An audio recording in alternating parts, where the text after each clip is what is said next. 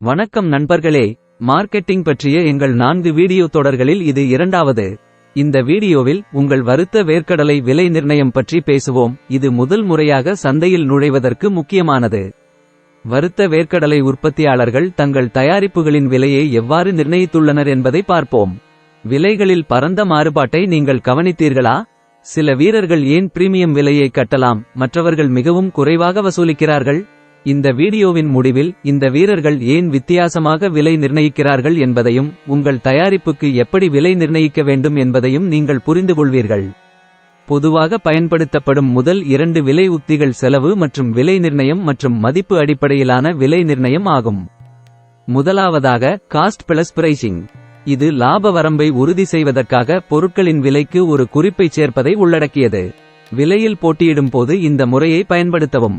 விலை உணர்திறன் கொண்ட வெகுஜன சந்தைக்கு விற்க இது சிறந்தது, அங்கு விலை மிக முக்கியமான காரணியாகும். அதே நேரத்தில் சுவை, தரம், சுவை, நிறம் மற்றும் பேக்கேஜிங் போன்ற பிற காரணிகளை உங்கள் போட்டியாளரைப் போலவே வைத்திருக்கிறது.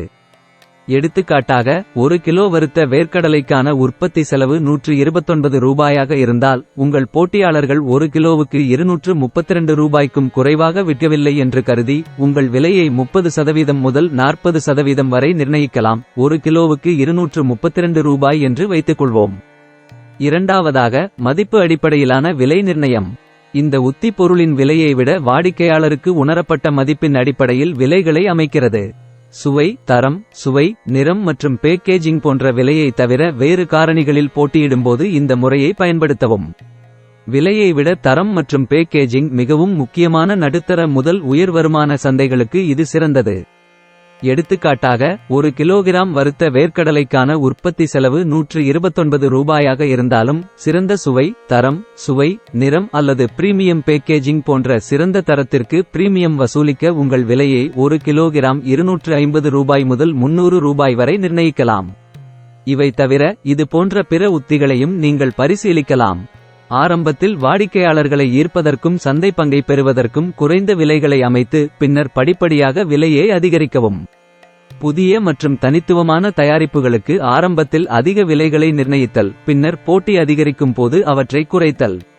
உளவியல் விலையை பயன்படுத்துவது, ஒரு பொருளை மலிவானதாக தோற்றமளிக்க 100 ரூபாய்க்கு பதிலாக 99 ரூபாய்க்கு அமைப்பது போன்றது. பல தயாரிப்புகளை தொகுத்தல் மற்றும் ஒவ்வொரு தயாரிப்பும் தனித்தனியாக வாங்கப்பட்டதை விட குறைந்த விலையில் தொகுப்பை வழங்குதல். பிரீமியம் தரம் அல்லது தனித்துவத்தை குறிக்க போட்டியாளர்களை விட அதிக விலைகளை அமைத்தல்.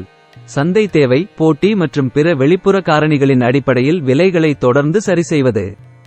அடுத்து, உங்கள் முதல் முன்மாதிரியை தயார் செய்து உங்கள் தயாரிப்புக்கு அவர்கள் எவ்வளவு பணம் செலுத்த விரும்புகிறார்கள் என்று உங்கள் வாடிக்கையாளர்களிடம் கேளுங்கள்.